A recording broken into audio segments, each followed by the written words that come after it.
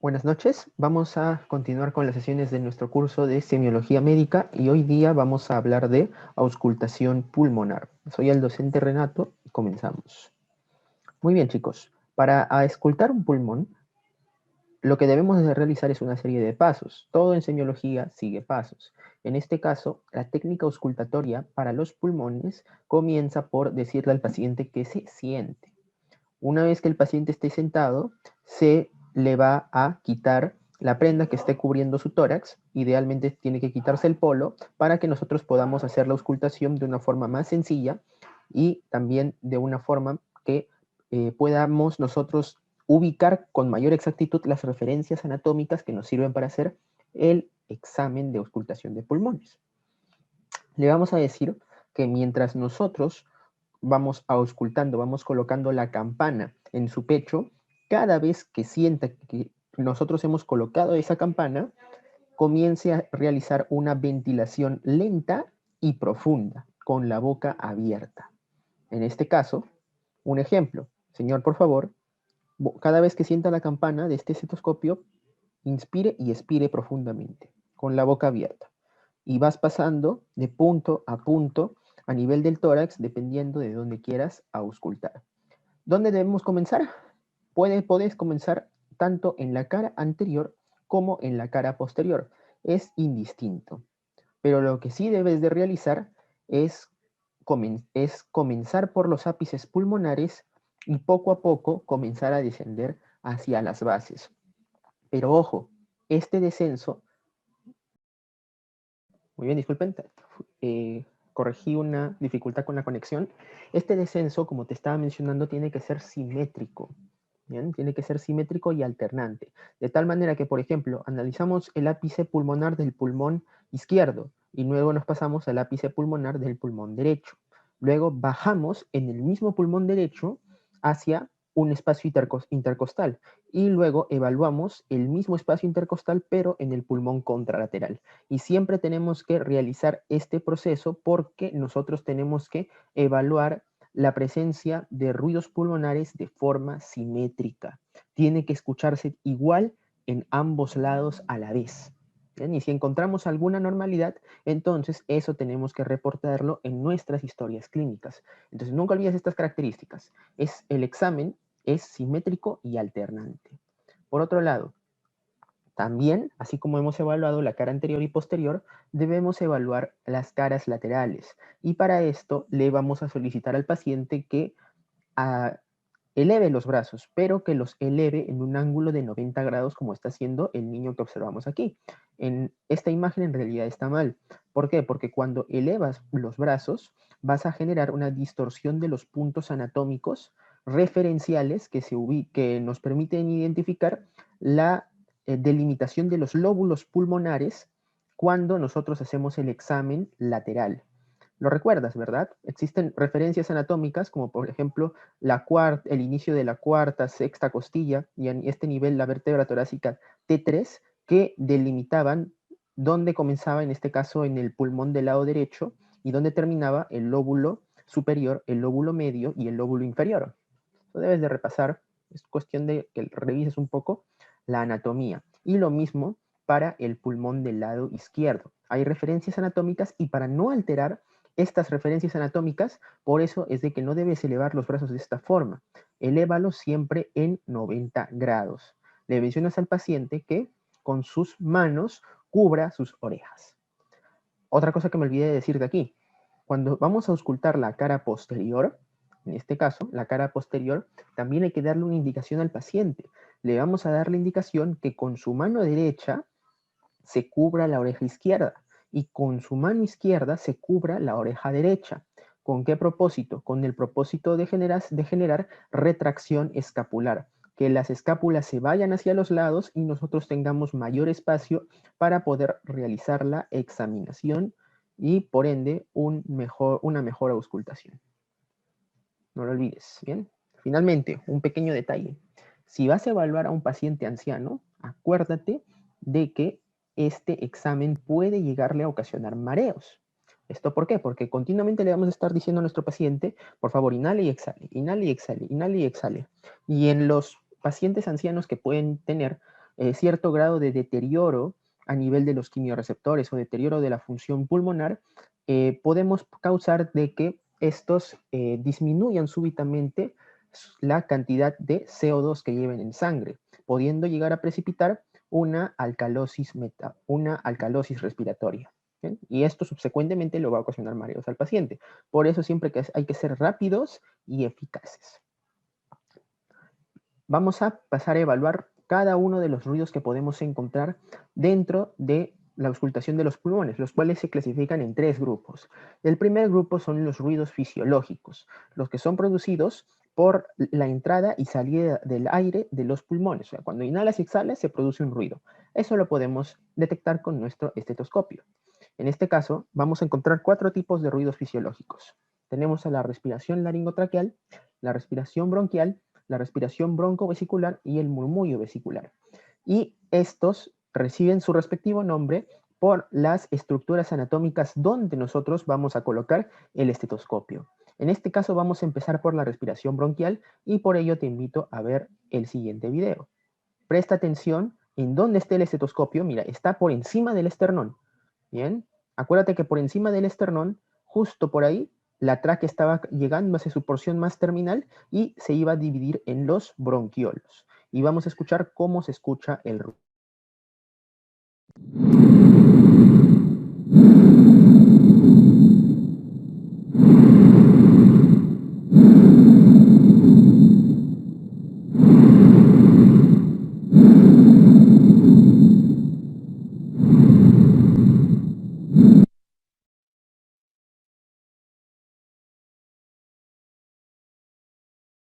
Muy bien, como han podido apreciar, justamente has escuchado un ruido con un tono alto, ¿no? Se escucha ampliamente su volumen, es fuerte y es agudo.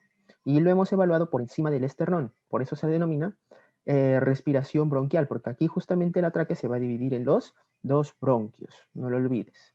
Por otro lado, ahora vamos a descender un poco y mirar, justo nos vamos a ir aproximadamente, esto es segundo a tercer espacio intercostal. Y fíjate, acuérdate del volumen con el que escuchaste la respiración bronquial. Ahora vamos a escuchar la respiración bronquiovesicular y me vas a decir si es más fuerte o más débil.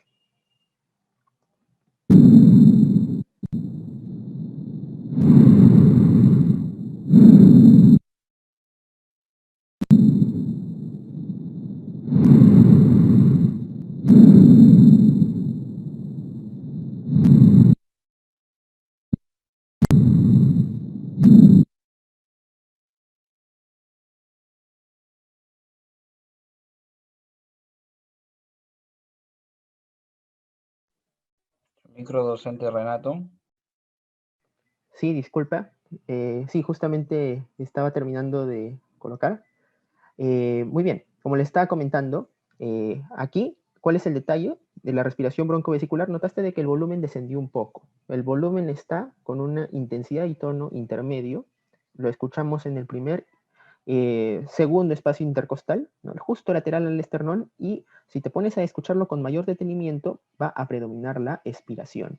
Y por último, tenemos al murmullo vesicular, el cual vamos a oírlo ya en el parénquima pulmonar. Cuando ya exploremos los puntos más, más inferiores del campo pulmonar, ahí vamos a escuchar el murmullo vesicular y se va a caracterizar por ser suave y de tono bajo. Es el tono más bajo con respecto a los anteriores y es por ello de que se le da justamente el término de murmullo. Bien, con esto quiero de que te lleves una conclusión de que el murmullo se escucha muy bajo y ahorita lo vas a comprobar. Y de paso comprueba cuál es más larga, la inspiración o la expiración. Te vas a dar cuenta que la inspiración es levemente más larga a comparación de los anteriores. Bien, escuchamos atentamente.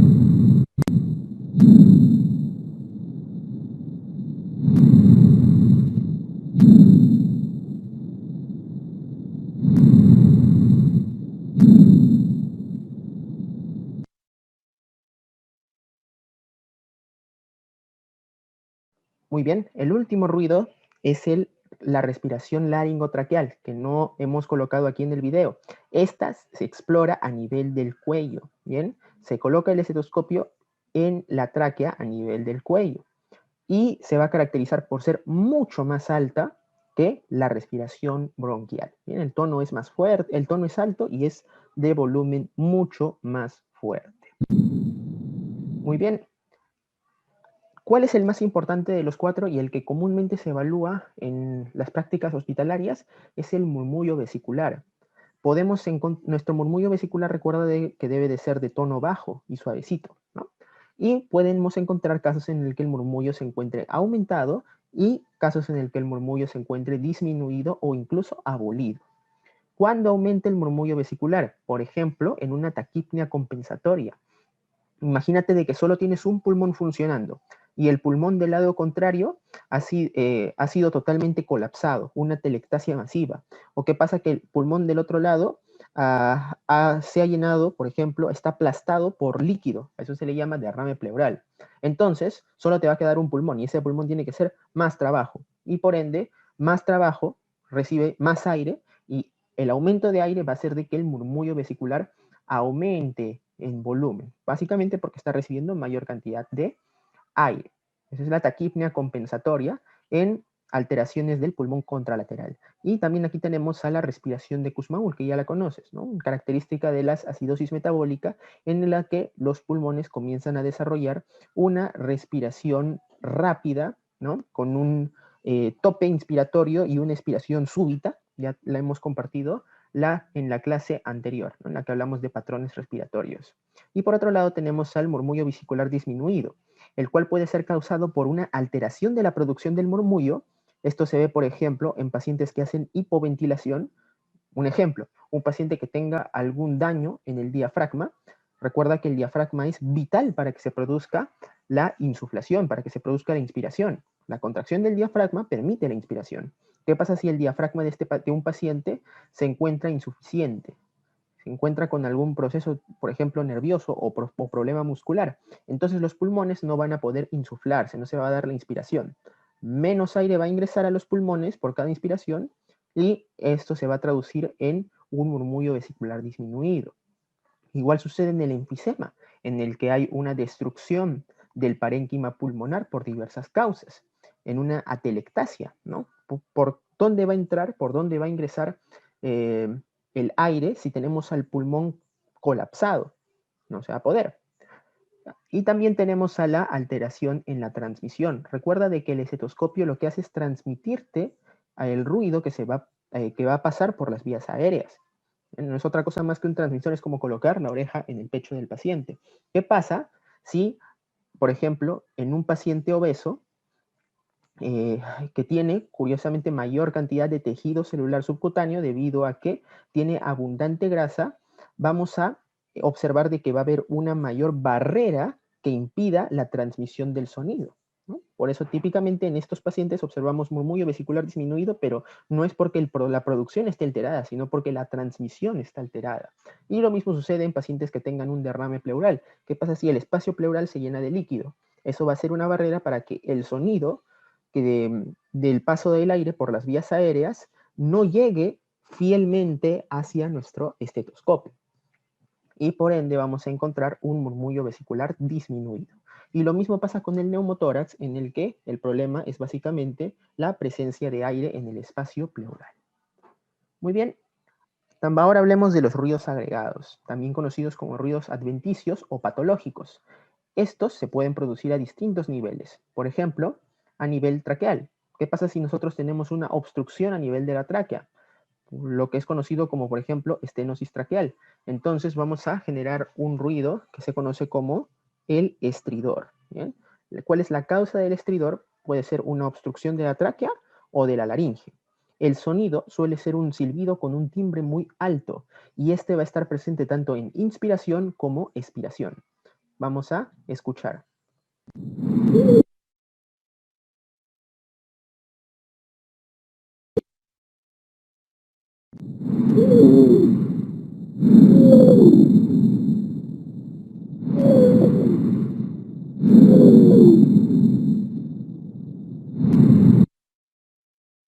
Muy bien, como puedes haber apreciado, ¿por qué se escuchó ese sonido agudo con un timbre muy alto? Fue producto de que este paciente probablemente tenga un estrechamiento a nivel traqueal, ¿no? En este caso, podemos también clasificar a los estridores dependiendo de dónde es el predominio. Si el predominio es únicamente inspiratorio, eso es característico principalmente de una epiglotitis, no lo olvides.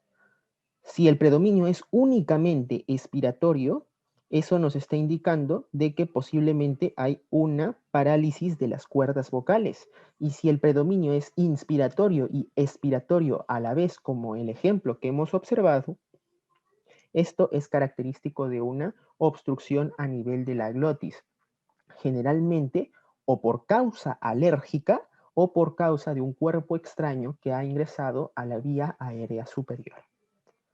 Bajamos un poco más abajo y llegamos a las vías aéreas bajas. Aquí hay un error en la imagen. Bien, te lo he colocado así para que sea más didáctico, pero de todas formas recuerda de que si este es la tráquea, entonces estos serían los bronquios.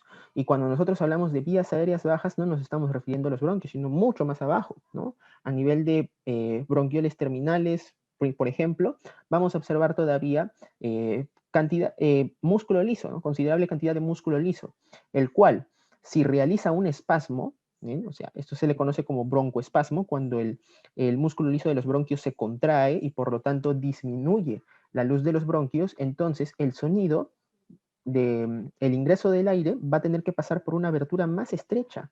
Y eso es lo que va a ocasionar el característico silbido con timbre alto, al que nosotros denominamos sibilante o sibilancia, el cual usualmente se va a oír durante la expiración. Y te lo traigo aquí. Escucha.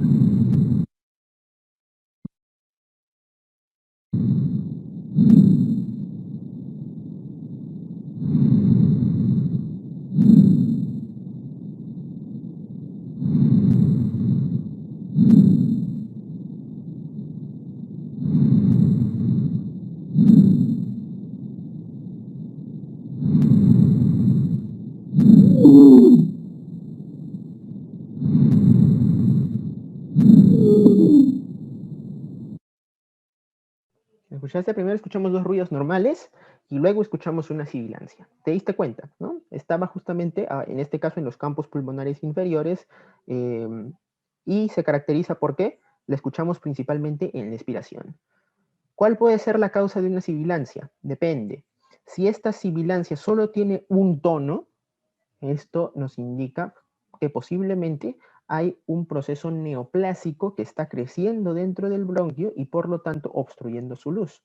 En cambio, si tenemos una sibilancia polifónica que se caracteriza por tener varios tonos, no escuchas un solo tono, sino varios tonos, como en el ejemplo que hemos visto, esto es casi siempre indicativo de asma. Bien, es lo primero que deberíamos de pensar. Sin embargo, también es posible encontrar sibilancias polifónicas en la bronquitis aguda. Por otro lado, ahora vamos a hablar de los roncus o roncantes. Estos se van a caracterizar por presentar secreción abundante en una vía respiratoria alta. Si puede ser un bronquio o posiblemente también un bronquiolo, por ejemplo, ¿no? O perdón, un bronquio primario, secundario, terciario, pueden entrar todos ellos dentro de la definición. Entonces, ¿por qué se van a caracterizar los roncus? Van a ser sonidos que van a ser muy parecidos a los sibilantes, pero la diferencia es que mientras que los sibilantes son agudos, estos van a tener un timbre grave, ¿bien? Y van a ser predominantes tanto en la inspiración como en la expiración. Y como se deben a la presencia de secreciones dentro de la vía aérea alta, cuando le digamos al paciente, por favor, tosa, y auscultamos nuevamente, el roncus muy frecuentemente desaparece. ¿Por qué? Porque cuando se tose, las secreciones llegan hacia vías más altas, ¿no? O incluso se pueden eliminar como esputo en muchas ocasiones. Y por lo tanto, el roncus va a desaparecer al toser. ¿Bien? Esto es característico de enfermedades en las que se produce bastante esputo, como secreciones, como por ejemplo en el EPOC, en las bronquiectasias, en la tuberculosis y también en el asma. No lo olvides, en el asma no solo hay contracción, sino también mayor eliminación de secreciones. Aquí tenemos un ejemplo, por favor presta atención a el timbre grave que va a presentar el sonido que te voy a presentar a continuación.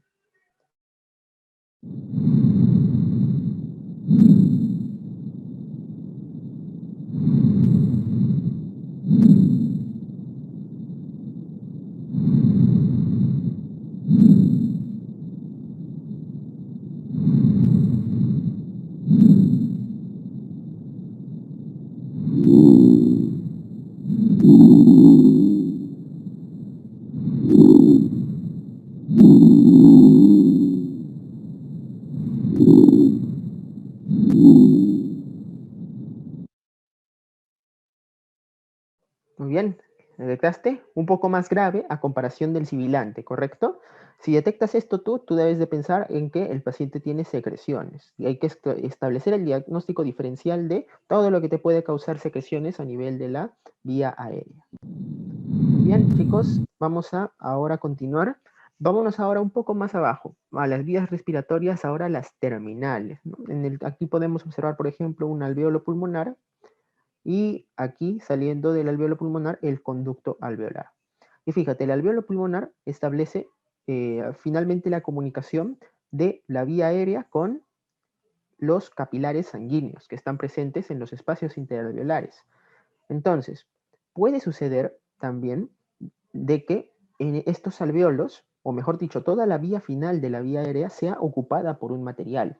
Y ahí nosotros vamos a encontrar a los ruidos que se conocen como los crepitantes húmedos. Estos sonidos que vas a escuchar son muy similares al sonido que tú produces cuando tienes una cañita y empiezas a soplar sobre el agua. El sonido del burbujeo, le dicen. O también es el sonido que se produce cuando arrugas un papel o pisas hojas secas. ¿Sí? Y tenemos dos tipos de crepitantes húmedos. Tenemos a los crepitantes gruesos o también llamados crepitantes a secas, ¿no? Así como le dicen en la clínica. Y tenemos también a los crepitantes finos o llamados subcrepitantes. Como has podido ver en el orden de las animaciones que han aparecido, el crepitante grueso se va a caracterizar por la presencia de líquido en los alveolos, mientras que el crepitante fino se va a caracterizar por la presencia de líquido en los conductos alveolares, bronquiolos respiratorios y demás estructuras que se encuentran en la vía respiratoria baja. Bien. Y esto es importante. Ahora vamos a explicar por qué. Para comenzar, recuerda que va a haber una diferencia. Mientras que el crepitante grueso o crepitante a secas se presenta en alveolos, el crepitante fino se va a presentar, o subcrepitante se va a presentar en bronquiolos generalmente, o conducto alveolar, como es el ejemplo que está aquí. Y esto va a generar una diferencia respecto al patrón de la tos. Bien.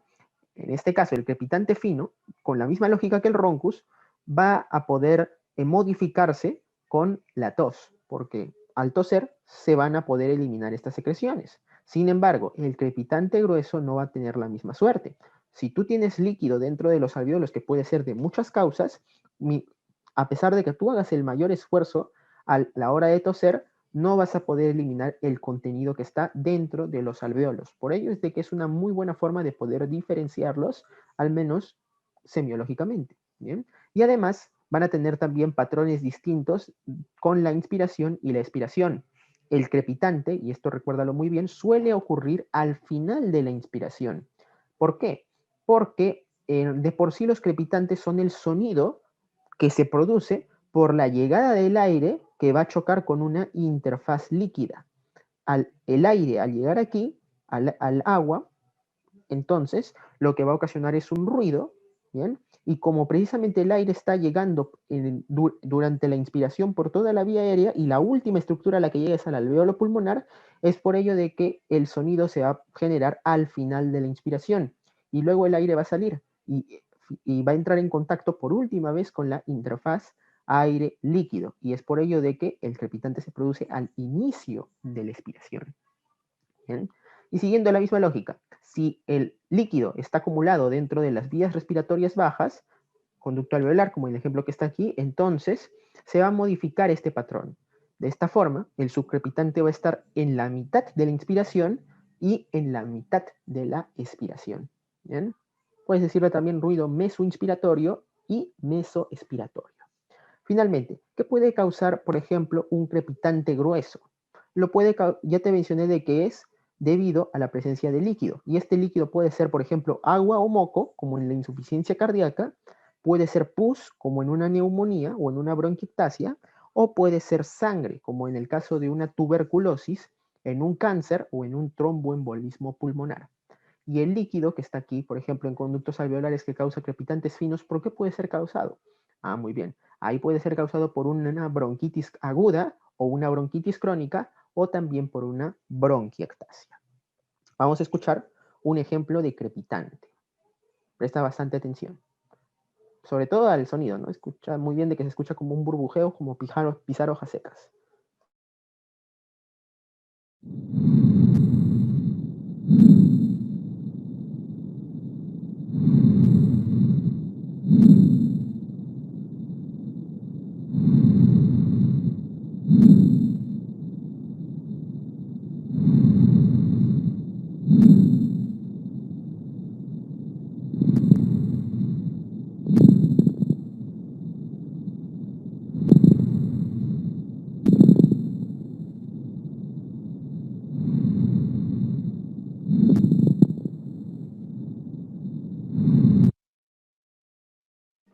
Muy bien. Creo que quedó claro, se escuchó muy bien. Los dos primeros igualmente fueron ruidos normales, ¿no? Y el último fue un crepitante. En este caso fue un crepitante grueso. ¿Bien? Y finalmente tenemos también un subtipo de crepitantes que se conocen como los crepitantes seco o crepitantes tipo velcro, ¿bien? Que están asociados al depósito de colágeno intersticial, es decir, justo entre el alveolo y los vasos sanguíneos. Recuerda que aquí hay intersticio, y si ese intersticio se llena de colágeno, como por ejemplo en una enfermedad idiopática intersticial, pulmonar intersticial difusa, como la fibrosis pulmonar idiopática, entonces vamos a encontrar la presencia de crepitantes tipo velcro.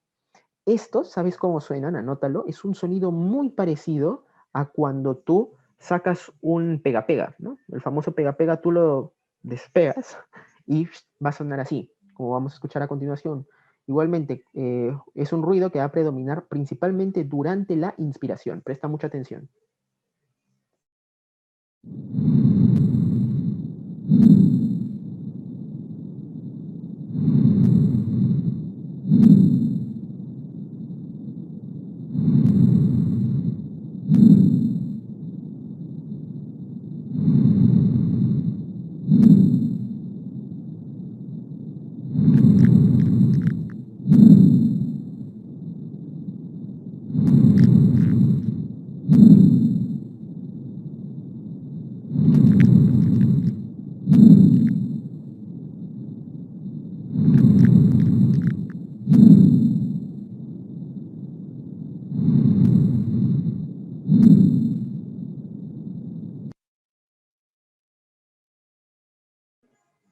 Muy bien. Vamos a clasificar todos los ruidos que hemos escuchado. Los que observas aquí en la parte superior se van a denominar wheezes o estertores secos, mientras que los crepitantes en general se van a clasificar como crackles, rales, ojo con este nombre, lo suelen mencionar bastante en la literatura, o crepitantes húmedos. Recuerda que también la nomenclatura que se utiliza para nombrar a los ruidos pulmonares varía de libro a libro. Bien, así que nosotros lo que te hemos tratado de dar en esta clase es un consenso entre toda la literatura, de tal manera que también pueda ser efectiva para tu estudio y en tu práctica clínica. Finalmente vamos a acabar con el roce pleural, la auscultación de la voz y también otros ruidos asociados al pulmón. Por ejemplo, empezamos con el roce pleural. Este es muy bonito y muy fácil. Es un ruido que se produce específicamente en las pleuritis, pero también puede suceder cuando hay presencia de un tumor a nivel de la pleura, un mesotelioma pleural. ¿Qué va a pasar en estas dos circunstancias? Las pleuras se van a encontrar inflamadas, y las pleuras cuando están inflamadas rozan entre sí y van a ocasionar un ruido chirriante de alta frecuencia, bien, muy agudo. Y este va a estar tanto en inspiración como en expiración, porque en inspiración y expiración las pleuras se van a chocar, ¿no? Y como van a estar inflamadas, entonces van a rozar entre sí y van a ocasionar un sonido, que evidentemente no se va a modificar con la tos, porque no tiene nada que ver con secreciones. Y si a esta pleuritis se le añade un derrame pleural, es decir, la presencia de líquido en el espacio pleural, entonces las pleuras ya no vayan a rozar entre sí, ¿no? Porque va a haber líquido entre ellas y por lo tanto el roce pleural va a desaparecer. Ahora, ¿quieres escuchar cómo suena? Ponte como este niñito, o sea, tapa tus orejas, ¿no? Y con, por ejemplo, tápate con la mano derecha, el oído derecho, y con tu otra mano empieza a acariciar la región dorsal de tu mano, ¿no? Acariciar nomás. Así es como suena el roce pleural. Y vamos a escucharlo. Presta mucha atención.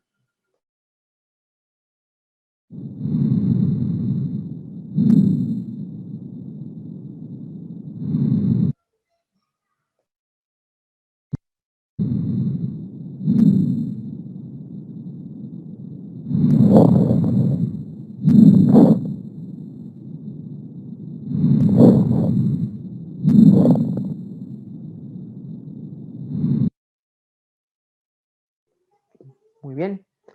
Terminamos con los ruidos transmitidos, que son ruidos que se van a producir cuando se realiza el examen de la auscultación de la voz. Vas a realizar todo el mismo procedimiento que ya habías realizado otra vez, pero esta vez diciéndole al paciente que en lugar de inspirar y expirar, pronuncie una palabra, como por ejemplo el número 33. Lo normal, lo que suele suceder es que la voz que vas a escuchar no va a ser igual, o sea, tú no vas a escuchar que el paciente diga claramente 33. Vas a observar que las vocales no se van a oír con claridad, las consonantes tampoco, y tampoco la palabra va a estar bien articulada, ni siquiera vas a distinguir bien las sílabas. Vas a escuchar como que diga un pero muy alejado incluso, no se escucha con claridad la palabra para nada. Entonces, si lo normal es que suceda esto, van a haber alteraciones en ciertas patologías, como por ejemplo la abolición de la voz. Puede ser de que tú deberías escuchar un ruido pero poco claro. ¿Qué pasa si no escuchas absolutamente nada? No escuchas que el paciente diga nada. Entonces, a esto se le denomina abolición de la voz. ¿Bien?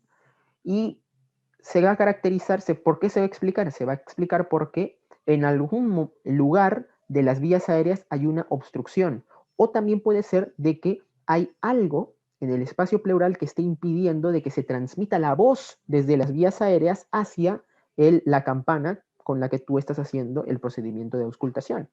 Y por ello es de que las enfermedades en las que se va a presentar esto son las mismas en las que vamos a observar también un murmullo vesicular disminuido, ¿no? Ya hablamos de ellas: atelectasia, enfisema, derrame pleural, neumotórax. La explicación sería la misma. Por otro lado, también tenemos a la broncofonía. Esta se va a caracterizar porque vamos a observar de que la auscultación de la voz aumenta. O sea, tú normalmente debes escuchar un ruido que te hace recordar a la palabra 33, pero no es exacto, porque es muy poco claro y también se escucha muy bajo, con un volumen bajo. Pero ¿qué pasa si lo escuchas ahora todavía no claro, o sea, poca claridad, pero con un poco de aumento de volumen? Eso te quiere decir de que la voz está aumentando en su resonancia. Y generalmente sucede cuando hay un problema en el pulmón contralateral, como por ejemplo una telectasia. ¿Qué pasa si el pulmón derecho no te sirve? Entonces mayor cantidad de aire va a ingresar al pulmón contralateral. Igualmente va a suceder con las ondas mecánicas del sonido de la voz, ¿no? Van a llegar van a llegar principalmente al pulmón sano, ¿no? Al pulmón sano. Y por lo tanto, si tú auscultas la voz en ese pulmón sano, vas a encontrar de que la voz se encuentra aumentada en volumen. Eso le llamamos broncofonía. ¿Bien? Pero recuerda, no está aumentada en claridad. Cuando la voz está aumentada en claridad, o sea, tú escuchas que el paciente dice exactamente 33, escuchas bien las vocales, las consonantes y distingues las sílabas, entonces eso se le va a llamar pectoriloquia o tórax hablante. Hay un aumento de claridad en la articulación de la palabra y eso está muy asociado a la auscultación por encima de un derrame pleural. O sea, en la región superior a un derrame pleural, justo por encima de la interfaz agua-aire, si tú colocas ahí tu estetoscopio y le dices al paciente, por favor, diga 33, tú vas a escuchar el 33 como si lo estuvieras auscultando en la tráquea del paciente, o sea, muy claro. ¿Bien? Y distingue lo de la pectoriloquia áfona. La pectoriloquia áfona es ya un aumento excesivo de la transmisión de la voz, y esto se asocia principalmente a los síndromes de consolidación. Aquí, ¿qué vas a decir? Vas a decirle al paciente, a ver, por favor, diga 33, y lo escuchas muy claro. A ver, por favor, diga 33, pero dígalo susurrando, y el paciente dice 33. Pero tú escuchas todavía el 33 con aumento de volumen y aumento de claridad. Entonces eso se le llama pectoriloquia áfona. Pese a que el paciente esté susurrando, igual se escucha con claridad la auscultación de la voz en el campo pulmonar. Esto es característico de las neumonías lobares, sobre todo, ¿bien? Que son parte de los síndromes de consolidación. Por otro lado, ya el último, tenemos a la egofonía o voz de cabra. Esta se va a caracterizar por una voz nasal con carácter tembloroso. Y lo más frecuente es observar que la letra I se va a escuchar como una letra E. Esto también es característico de las neumonías lobares. Aquí tenemos un ejemplo de egofonía. Vamos a escuchar que está hablando en inglés un médico, pero va a decir que primero vamos a escuchar al paciente diciendo la letra I en un pulmón sano. Bien, primero va a decir la I en un pulmón sano y tú vas a escuchar claramente cómo el paciente dice I, I, I. Y luego te va a decir, ahora vamos a escuchar cómo se encuentra en el pulmón con neumonía. Y vas a escuchar cómo esa I se transforma en una E. Escucha a continuación. Vamos a... You will hear the letter E spoken over the healthy side.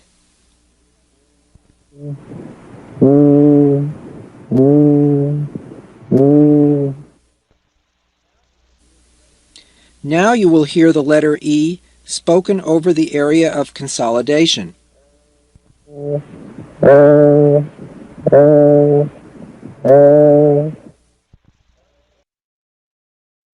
Está claro, ¿verdad?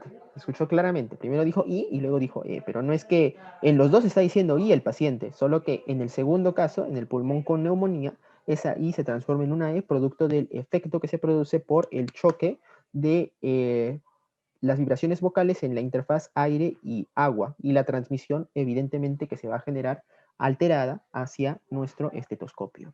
Finalmente, para terminar, te muestro algunos soplos que se pueden presentar en los pulmones que en realidad son muy poco frecuentes. ¿Bien? No es muy común auscultar estos soplos y por ello es de que los detalles que te estoy colocando aquí son principalmente los que se encuentran en la literatura y por ende también debes de anotarlos para tu estudio personal.